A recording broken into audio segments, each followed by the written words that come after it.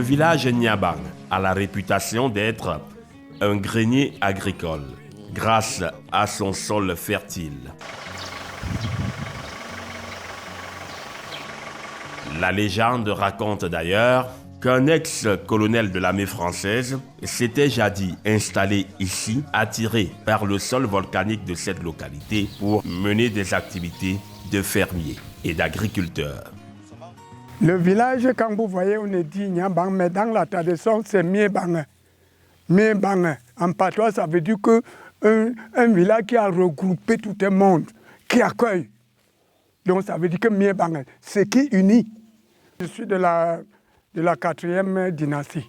Donc ça veut dire que le premier chef qui était M. Osambo, puis vient Esumbonga Sambo, donc ça veut dire que ça, Esumbo, quand vous entendez toujours Esumbo, après vient 3e dynastie, Ebongo, Esumbo, et puis moi je viens Esumbo. Dans le temps, selon ce que j'ai écouté de mes parents, c'était les Blancs dans le temps de la colonisation. Tout Niabang avec une superficie très énorme. Mais on ne sait pas comment ça se passe. Pendant les colons, les Blancs nous ont essayé de nous bouleverser. Donc ça veut dire que nous menacer, en nous éparpillons partout. Donc ça veut dire que en nous éparpillons partout. Maintenant, qu'est-ce qui s'est passé? D'autres venaient ici, d'autres partaient partout. Et le Blanc, maintenant, avec sa colonisation, a pris la partie là en faisant les plantations. Donc c'est pour cela que le Blanc, quand il a fait cela, il faisait les plantations de caféiers, tout ça. Et puis, à un certain moment, les plantations caféières ont produit ce qu'on appelle l'élevage et la provenderie. Depuis ce temps, le village est devenu une destination privilégiée pour les populations locales et même celles des contrées lointaines en quête de travail. Tous ceux qui sont ici maintenant, qui venaient partout, passaient par le Blanc pour travailler, pour l'emploi. Donc ça veut dire qu'ils étaient comme le sol était bien, le Blanc cultivait, donc c'était les manœuvres, les cultivateurs. Donc ils avaient tout. Il y a presque tous les années. Hein.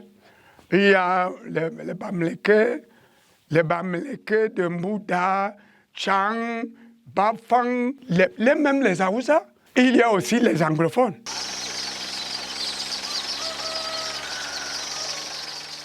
La vie à Niabang suit le cours des saisons agricoles. De la semis à la récolte, on mouille le maillot avec des fortunes diverses au gré des maladies saisonnières.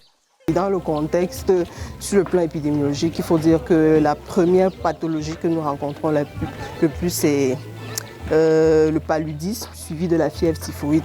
En dehors de ça, il y a d'autres maladies qui sont beaucoup plus liées à d'autres facteurs, les maladies cardiovasculaires, beaucoup plus l'hypertension artérielle, le diabète. Sans oublier que nous sommes dans une zone où il y a beaucoup d'activités champêtres. Donc à un certain âge, les gens développent des arthroses et tout le reste. Donc en majorité, c'est ça. C'est ainsi que pour se soigner, il faut faire des kilomètres pour aller en ville. Une difficulté majeure pour les populations rurales qui n'avaient d'autre choix que de faire recours aux plantes médicinales. Vu les distances qu'il y a entre les localités, ce centre de santé est une opportunité, une aubaine pour que les populations aient des soins de qualité.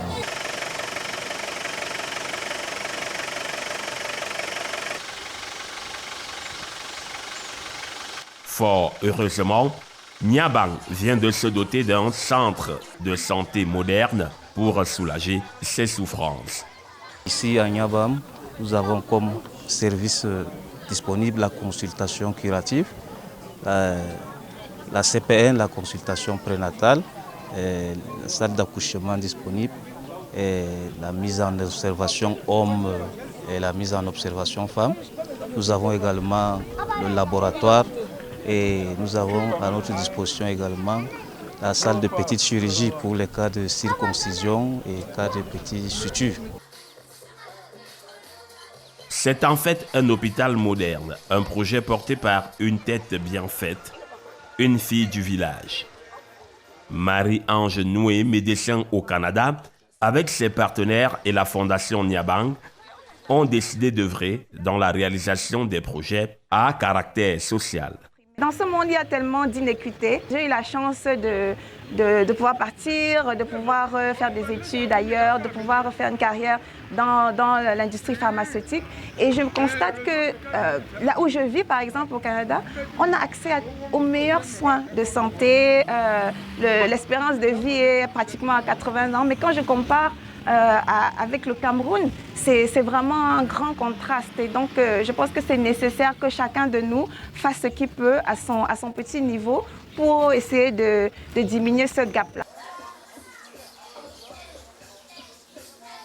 L'hôpital mobile de Nyabang répond à un besoin urgent dans une ère de santé où les infrastructures sont loin d'être suffisantes. Nous avons 2 formations sanitaires dans l'aire de santé de Mbouroukou, l'aire dans laquelle est logée cette formation sanitaire. Donc il faut dire que c'est l'unique formation sanitaire privée et nous pensons qu'avec le plateau technique et le personnel qui sera en place, ceci va améliorer l'accès aux soins à tous. Il faut dire que ceci s'inscrit dans le cadre, dans la vision du chef de l'État, dans la mesure où l'accès aux soins aux populations doit se faire dans une équité. C'est-à-dire que nous devons pouvoir faire en sorte que toutes les couches sociales puissent bénéficier des soins de qualité dans un environnement adéquat et serein.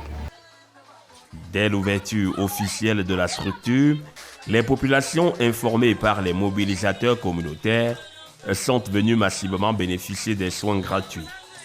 Oui, je suis venue pour voir comment on ouvre l'hôpital. Quand je suis malade, je vais expliquer comme je suis malade. Comme notre fille nous donne l'hôpital, ça nous plaît.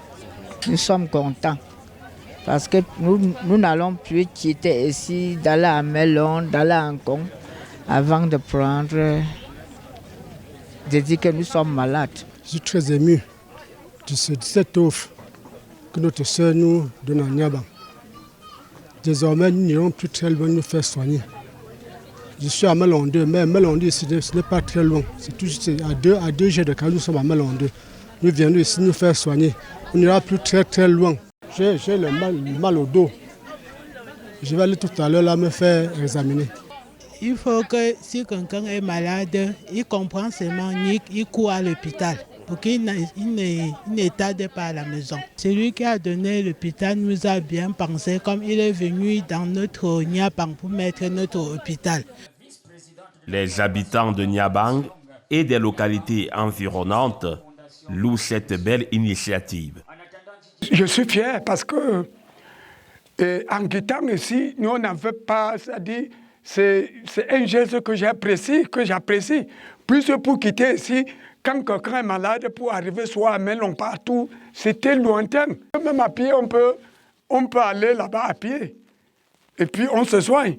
Donc je suis fier. J'apprécie cette œuvre, d'abord de Maître Sioui et de ma fille Anne Solange, qui n'a pas abandonné la population. Elle le reconnaît là où elle est née. Son père était le chef de village de Melon-2 et il continue à nous faire de ses œuvres. Vous avez installé les forages. L'eau, c'est la vie. Il revient aujourd'hui pour la santé. Nous disons merci et nous encourageons. Quant à l'approvisionnement en médicaments et autres consommables médicaux, à la rémunération du personnel soignant, au coût d'entretien de l'infrastructure, les mesures ont été prises en amont. On remercie vraiment grandement nos partenaires financiers, c'est la Fondation familiale Merck qui nous avait aussi accompagnés au niveau du forage. Et donc ils ont apporté leur apport financier. La Fondation Nyabang a aussi apporté sa contribution financière. Et le modèle qu'on est en train d'instaurer, c'est vraiment un modèle où la population prend cette structure comme la leur, c'est-à-dire s'investissent complètement. Par exemple, ils ont déjà eux-mêmes décidé de s'organiser en comité d'autodéfense pour assurer la garde de cet édifice et des équipements. Comme ça, déjà, on est protégé au niveau des vols et tout ça. Et aussi, ils ont aussi suggéré d'avoir un comité de santé qui fait des contributions mensuelles, des petites contributions mensuelles. Et ça va leur permettre en fait, c'est comme une subvention, en fait. Donc, les prix seront très, très, très, très bas. Et leur propre cotisation montre qu'ils sont vraiment impliqués. Et donc, ils ont à cœur que le projet réussisse, quoi. L'hôpital de Niabang fonctionne à l'énergie solaire. Son plateau technique offre des garanties d'une prise en charge efficiente. Elle est complètement équipée en énergie solaire. Et donc, on est à l'abri des coupures qui peuvent perturber de façon significative les opérations d'un hôpital. Également, on est équipé en eau grâce au forage qu'on avait construit ici il y a quelques années. Niabang goûte aux délices de la modernité.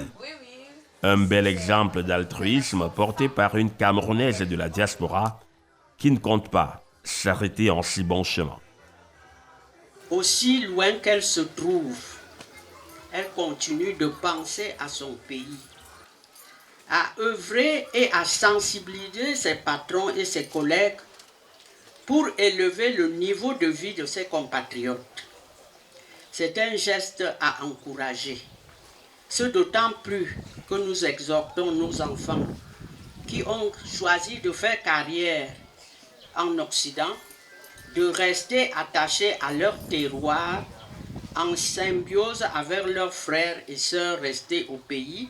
C'est vraiment ma contribution, la contribution de toutes les personnes qui sont impliquées dans le projet à construire un Cameroun plus fort, un Cameroun plus grand. Et puis, c'est vraiment, on demande toujours qu'est-ce que le gouvernement va faire pour nous, mais chacun à son petit niveau peut faire quelque chose. On n'a pas toujours à attendre que le gouvernement fasse ceci ou cela. Donc, j'exhorte tous mes compatriotes, tous les âmes bien pensantes de voir ce qu'ils peuvent faire dans leur domaine pour aussi construire un Cameroun plus grand et plus fort. Après des fourrages pour les populations de Melon 2, la Fondation Niabang récidive de la plus belle des manières.